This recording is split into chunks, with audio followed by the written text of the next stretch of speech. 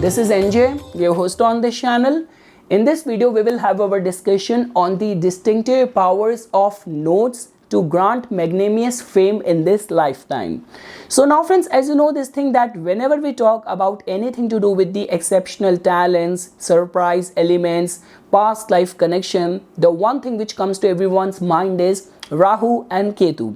And as lately I have been uploading a lot of content on spirituality, and whenever you have to talk on the topic of spirituality, your leading actors are going to be Saturn and Ketu. So I've been receiving a lot of comments from people, like all those people who have a prominent Ketu in their chart. Now whether you have Ketu in your ascendant or conjunct with your 10th house lord or your ascendant lord, so a lot of you have been asking me that okay, one aspect of Ketu is about spirituality, but what if my aspirations are to be wealthy, to be talented, to get fame? So is Ketu going to deny me all of those things? So those were the doubts which I want to clarify via this video. Because friends, trust me, when we talk about the fame prospects, even the attached symbol of Ketu is of a hoisted flag, which in itself represents accomplishment, which represents fame. So that is something friends which we will try to understand in this video. Beyond doubt friends, the mere placement of Ketu and its strength and dignity in your chart tells about the kind of spiritual powers and latent potential you hold. Trust me, in your chart, the placement of Ketu can be seen as that this is the area where you can establish, you have this potential to establish a connection with other planes of existence, other dimensions, astral entities. Like friends, when we talk about people like gifted people and cleverance like Edgar Cayce, in whose case he used to go in this trance, and all those people who used to visit to him with their problems, he used to just go in their past life and used to see the reason of their problem, the karma which needs to be resolved. That is the same things friends which even in our India, all these yogis, the power which they hold. Trust me friends, whatsoever your karma is, that is something which you have to go through, you have to endure that. The only way these yogis can help you with, either they can connect you with the God, or they can give you some mantra which can accelerate your spiritual progress, or they can at least shift a portion of that karma, of that suffering to some other next life. But trust me friends, these all are the spiritual prospects or potential of Ketu. But Ketu has got a very esoteric energy of granting someone exceptional talents and the fame as well. So friends, now what happened, the chart which I am going to be presenting in front of you. So as you know that the energy of Ketu is something where universe communicates with you. It was just a regular evening. I was just enjoying the sunset, because many times in Vancouver, it's like either it's cloudy or it's raining. So you are not able to enjoy and get that view of the sunset. So I was just watching the sunset today. It was very beautiful, listening to Suryashtakam, and somehow this thought came to me, why should not I check her chart? Have I seen her chart? Because friends, like if you are following or practicing astrology for a long time, you buy any good book of astrology, so all the authors, in order to explain the yogas, they always try to explain that via some reference chart, reference celebrity chart, well-known public figures, because we know a lot about the personality, about the public life or personal life of the celebrities, so we can fairly see the resonance via their planetary alignments if you want to learn astrology to that deep core level. So now friends, I have seen many charts, but the chart which actually universe granted to me this idea to look at her chart, the moment I opened the chart of this singing sensation and I saw the alignments and the role of Ketu over there, I was actually mesmerized, and I just thought, okay, today I have to make a video explaining her chart in front of you guys. So definitely friends, now time to just unravel the surprise. So the chart which I'm going to be explaining in front of you is the chart of this singing star Billie Eilish. Now her chart, her fortune is going like all-time high now. Her popularity, her list of her won awards are just going all-time high. But there is a reason for her success. Definitely she has got that gifted talent, but the reason or the source of that talent is something which we will try to understand via her planetary formation. So now friends, to begin with, there is no discrepancy in her birth details. I checked and validated it in so many portals as well. And just because she is very young and she is so famous, so I'm very much sure and confident that her details are very correct only. So now friends, to begin with, she is born on 18th December 2001. So the first thing is that her birth date, like 18, which gives the number as 9, which is a number which tells about divine standards and artistic talents. Now if you will make a sum total of her complete birth details, you are going to get the life path number as the 6, a number of Venus, which also tells about gifted, artistic, creative talents. Now friends, little bit about herself. So she is born in a family of artists, of actors, of screenwriters. So both her parents, her father is an actor, her mother is a screenwriter, and that's how she has been raised in a very creative environment. Now friends, definitely if you will look at her chart, so now let's jump to her astrological alignments. So if you will look at her main ascendant chart, so you will see that she is first of all born with the Aquarius rising, and in her case both her ascendant and her moon sign, because her moon is placed in the 12th house in the Capricorn sign, so Saturn has got the rulership of both of her ascendant and the moon sign. So it means Saturn has a say in her personality, in her life, and her thinking process as well.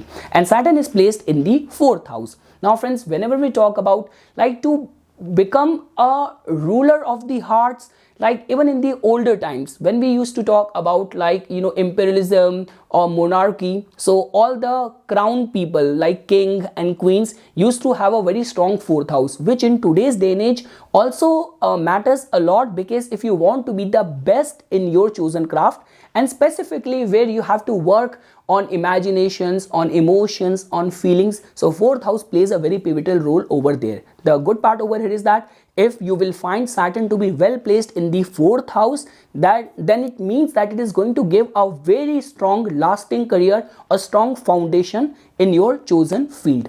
The second thing is that friends, her Mars, which is her like 3rd house lord and the 10th house lord of her profession, actions, and 3rd house, which is of the skills. So Mars ruling both the houses is well placed in her 1st house, which in itself making her completely in grip, in command of her life. Now the second thing is that friends, if you will see, her moon is placed in the 12th house in the Shravan Nakshatra. The name of her first debut studio album was When We All Fall Asleep, Where Do We Go? So sleep, and which has to do with the 12th house related matters, so which you can fairly see over here in her 12th house related matters and energy. Now friends, coming to her 10th house, as you can fairly see over here that her Venus is well placed over here. 10th house Venus in itself grants her this kind of public image that her actions, her profession will be completely colored with the energies of the planet. So Venus, which has everything to do with music, with artistic and creative talents. Now friends, the whole discussion is around the notes, which I have to explain it to you. So now friends, if you will see, even in her case, her nakshatras, so her moon nakshatra is Shravan, her Lagan nakshatra is Purvabhadrapada, so her ascendant nakshatra is of Jupiter, her moon nakshatra is of Shravan, so that in itself means that her Mahadasha started with the moon. Moon is very well placed, very strong in its own nakshatra. So now friends, if you will see, actually she started she has always been associated with the artistic and creative things. Even her first like song, which was Ocean's Eye, even that came out when she was just 13 years old. But her main big stardom and everything started coming in her Rahu Dasha. So if you will see, basis these details, her Rahu Dasha started in May 2012. And now friends, coming back to her chart. So if you will see over here, the axis of nodes of Rahu and Ketu is in her 5th house and the 11th house. So now friends, as you know this thing, that when we talk about anything to do with the past life merits, that is 5th house. Anything to do with the dignity, that is the 5th house. Friends, whenever we talk about dignity, respect, it has everything to do with the 5th house and the Jupiter. So Saturn, which represents power, Sun, which represents fame or royalty, it's the Jupiter and the 5th house only which represents dignity. So if you will see in her chart, her Rahu is exalted, very well placed in the Gemini in the 5th house, and it is conjunct with Jupiter.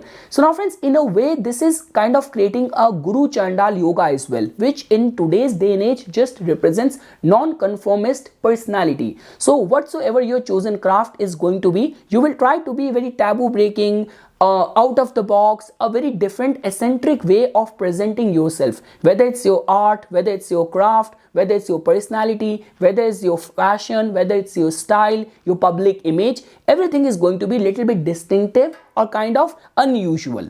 Now friends, if you will see over here, we can fairly see that Rahu Dasha which got started in her life, and which actually started showering all sort of creative talents, unraveling all the talents which she was carrying, apart from all the prospects of fame and recognition. But now friends, I want to just take your attention now, bring your attention to the 11th house.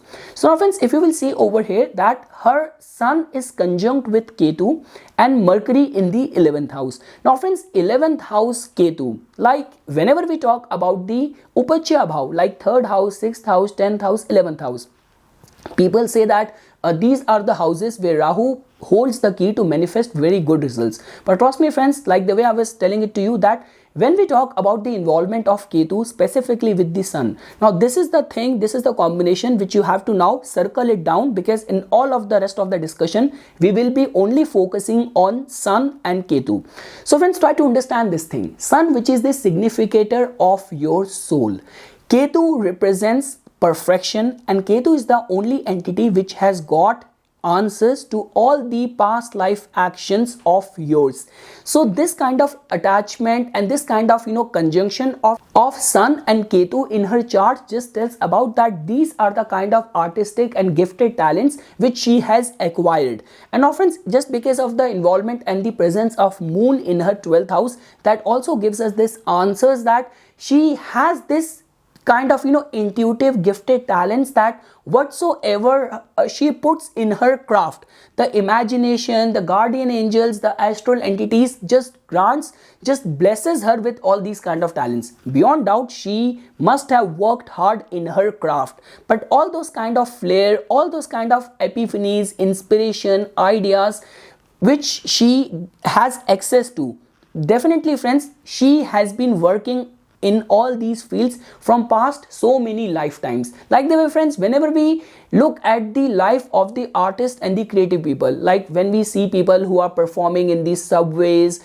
in all these places, so they are so mesmerized, they are so dedicated and devoted to their craft, that once you reach that state and level of commitment and involvement in your craft, then wealth hardly matters. Whether someone is listening to you, someone is appreciating to you, it hardly matters to the actually truly creative person. For this person, being involved, being completely mesmerized and kind of swayed away in the craft, which tends to remain the ultimate goal, ultimate objective. Now friends, try to understand this thing, that there is always a difference between the energy of Rahu influencing Sun and the energy of Ketu influencing Sun, because Rahu has this extrovert energy. The energy of Rahu is all about that Rahu wants to be appreciated. But when we talk from Ketu's perspective, you will find that it hardly matters. All what the person wants is to perform with the best of the talents and being recognized for something good and for something for which the soul has been working hard from past so many lifetimes. Like the way friends, we say this thing, that in this cosmic world, whatsoever efforts and kind of the thoughts which comes to your mind, the words you speak, the actions you commit, everything is getting stored in the Akashic record, and the result of which keeps on coming out in times, and like whether in this lifetime or some other next lifetime. So that is something friends which I want to bring your attention over here, that her Sun is strongly conjunct with Ketu, where Ketu is very dignified in the Sagittarius sign in the 11th house. Now friends, let's move to her Navamsa chart.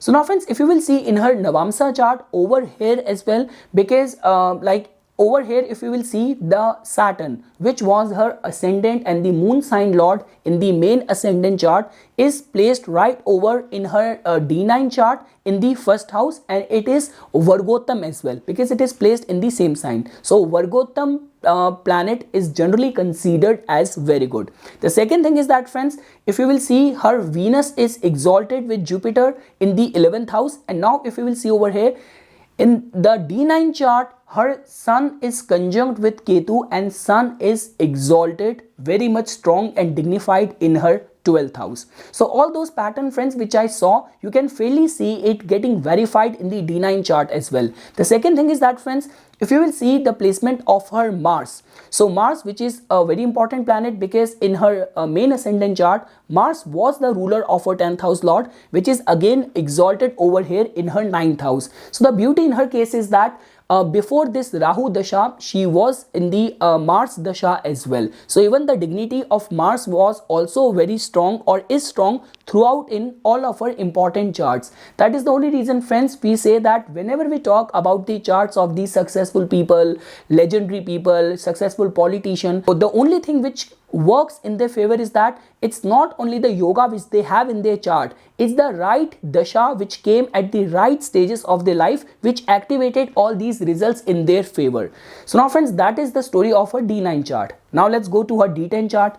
If you will go to her D10 chart, friends, so you will see that even in her D10 chart, her Saturn is very well placed in the 10th house, and you will see that definitely Venus is exalted in the 7th house for anything to do with the fields of art and creativity, and specifically where you have to deal with the masses. You need a strengthened 7th house, and you will see, friends, her 10th house lord, which is planet Mercury, it is debilitated, but it is conjunct with an exalted Venus. So her profession somehow hovers around the signification only. So Venus is maintaining dignity throughout in her charts. Now, friends, let's jump and come to the surprise and the karmic angle in her case. So if you will see, in her 5th house, Sun and Ketu are conjunct over here as well. Now, friends, I will give you a walkthrough over her other important charts. So now if you will see her any other chart, you go to D12 chart, even over here her Sun and Ketu are conjunct.